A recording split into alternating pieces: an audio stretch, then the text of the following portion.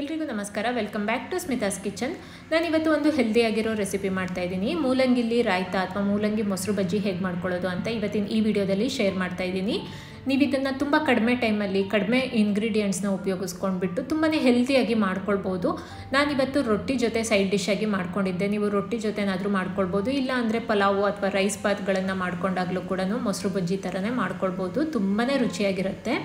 ಇವತ್ತು ಸಾಟರ್ಡೆ ಆಗಿರೋದ್ರಿಂದ ಸ್ವಲ್ಪ ಲೇಟಾಗಿ ಎದ್ದೆ, ಅಂದರೆ ಸ್ಕೂಲ್ ಆಫೀಸೆಲ್ಲ ಇರಲಿಲ್ಲ ಇವತ್ತು. ಅದಕ್ಕೋಸ್ಕರ ಲೇಟಾಗಿದ್ದು ಡೈರೆಕ್ಟಾಗಿ ಅಡುಗೆನೇ ಮಾಡ್ತಾಯಿದ್ದೆ. ಇಲ್ಲಿ ನನ್ನ ಹಸ್ಬೆಂಡ್ ಸ್ವಲ್ಪ ತರಕಾರಿನೆಲ್ಲ ಸೋಸ್ಕೊಡೋದ್ರಲ್ಲಿ ಹೆಲ್ಪ್ ಮಾಡ್ತಾಯಿದ್ರು. ಅಷ್ಟರಲ್ಲಿ ನಾನು ಹಿಟ್ಟನ್ನು ಸರಿ ಮಾಡ್ಕೊಳ್ತಾ ಇದ್ದೆ.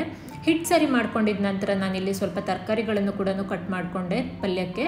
ತರಕಾರಿ ನಾನು ಸಾಮಾನ್ಯವಾಗಿ ಎಲ್ಲ ಥರದ ತರಕಾರಿನೂ ಹಾಕ್ಬಿಡ್ತೀನಿ. ವಾರದಲ್ಲಿ 2 ಸರಿ ಆದರೂ ಈ ರೀತಿ ಎಲ್ಲ ತರಕಾರಿ ಹಾಕಿಬಿಟ್ಟು ಪಲ್ಯ ಮಾಡ್ಕೊಳ್ತೀನಿ.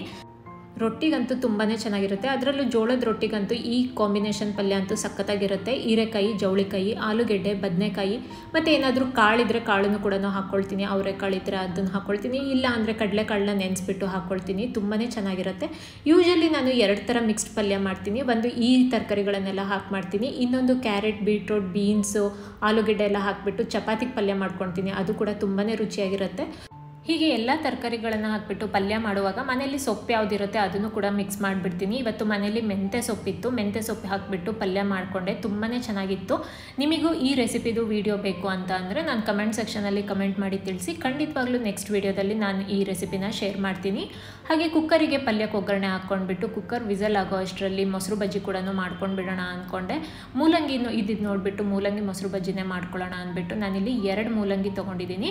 ಮೂಲಂಗಿದೆಲ್ಲ ಇವಾಗ ಸಿಪ್ಪೆನ ತೆಗಿತಾ ಇದ್ದೀನಿ. ಸಿಪ್ಪೆನ ತೆಗೆದ್ಬಿಟ್ಟು ಒಂದ್ಸರಿ ನೀರಲ್ಲಿ ತೊಳೆದ್ಬಿಟ್ಟು ಈ ರೀತಿ ತುರ್ಕೊಳ್ತಾ ಇದ್ದೀನಿ. ಸ್ವಲ್ಪ ಉದ್ದುದ್ವಾಗೆ ತುರ್ಕೊಂಡ್ರೆ ಬಾಯಿಗೆ ಚೆನ್ನಾಗಿ ಸಿಗುತ್ತೆ. ತುರ್ಕೊಂಡಿದ್ದೀನಿ. ಇದನ್ನೆಲ್ಲ ಒಂದು ಬೌಲಿಗೆ ಹಾಕ್ಕೊಳ್ತಾ ಇದ್ದೀನಿ. ನಂತರ ಇದಕ್ಕೆ 1 ಟೀ ಕುಡಿಯೋ ಕಪ್ಪಿನಷ್ಟು ಸ್ವಲ್ಪ ಮೊಸರನ್ನ ಹಾಕ್ಕೊಳ್ತೀನಿ.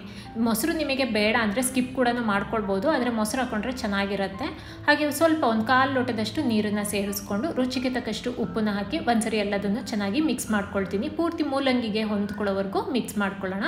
ಈಗ ಒಗ್ಗರಣೆ ಮಾಡ್ಕೋತೀನಿ. ಒಂದು ಬಾಣಲಿಲಿ 2 ಚಮಚ ಎಣ್ಣೆ ಹಾಕ್ಕೊಳ್ತಾ ಇದ್ದೀನಿ. ಎಣ್ಣೆ ಬಿಸಿ ಆದ ನಂತರ ಅರ್ಧ ಚಮಚ ಸಾಸಿವೆ, ಅರ್ಧ ಚಮಚ ಜೀರಿಗೆ, ಅರ್ಧ ಚಮಚ ಉದ್ದಿನಬೇಳೆ, ಹಾಗೆ ಒಂದು 2 ಚಿಟಿಕೆಯಷ್ಟು ಹಿಂಗನ್ನು ಹಾಕ್ಕೊಂಡು ಒಂದು 30 ಸೆಕೆಂಡ್ ಫ್ರೈ ಮಾಡ್ತೀನಿ. ಸ್ವಲ್ಪ ಉದ್ದಿನಬೇಳೆ ಲೈಟ್ ಗೋಲ್ಡನ್ ಬ್ರೌನ್ ಕಲರ್ ಆಗೋವರೆಗೂ ಫ್ರೈ ಮಾಡ್ಕೊಳ್ತೀನಿ. ನಂತರ 3 ಕಟ್ ಮಾಡ್ಕೊಂಡಿರೋ ಹಸಿಮೆಣಸಿನ್ಕಾಯಿ, ಸ್ವಲ್ಪ ಕರಿಬೇವಿನ ಎಲೆಗಳು, ಹಾಗೆ ಒಂದು 4 ಮಜ್ಜಿಗೆ ಮೆಣಸಿನ್ಕಾಯಿ ಹಾಕ್ಕೊಂಡಿದ್ದೀನಿ. ಮಜ್ಜಿಗೆ ಮೆಣಸಿನ್ಕಾಯಿ ಬಂದು ಕಂಪ್ಲೀಟ್ಲಿ ಆಪ್ಷನಲ್ಲು, ಇದ್ರೆ ಹಾಕ್ಕೊಳ್ಳಿ, ಇಲ್ಲ ಅಂದರೆ ಸ್ಕಿಪ್ ಕೂಡ ಮಾಡ್ಬೋದು. ಮೆಣಸಿನ್ಕಾಯಿನ 1 ರಿಂದ 2 ನಿಮಿಷ ಎಣ್ಣೆಲ್ಲ ಚೆನ್ನಾಗಿ ಫ್ರೈ ಮಾಡ್ಕೊಳ್ತೀನಿ.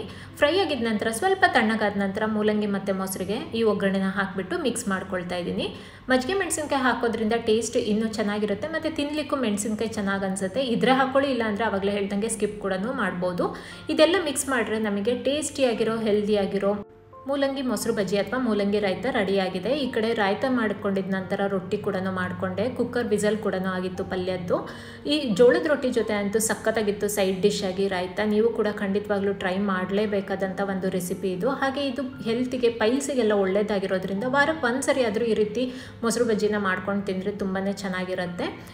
ಇದಾಗಿತ್ತು ನಮ್ಮನೆ ಇವತ್ತಿನ ಲಂಚ್. ಈ ವಿಡಿಯೋ ನಿಮಗೆಲ್ಲರಿಗೂ ಇಷ್ಟ ಆಗಿದೆ ಅನ್ಕೋತೀನಿ. ಇಷ್ಟ ಆಗಿದ್ರೆ ದಯವಿಟ್ಟು ನಿಮ್ಮ ಫ್ರೆಂಡ್ಸಿಗೆ, ಫ್ಯಾಮಿಲೀಸಿಗೆಲ್ಲ ಶೇರ್ ಮಾಡಿ. ಹಾಗೆ ಲೈಕ್ ಮತ್ತು ಕಮೆಂಟ್ ಕೊಡೋದನ್ನು ಕೂಡ ಮರಿಬೇಡಿ.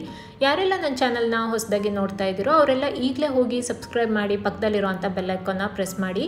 ಯಾವಾಗಲೂ ಹೀಗೆ ಸಪೋರ್ಟ್ ಮಾಡ್ತಾ ಇರಿ. Thank you for watching.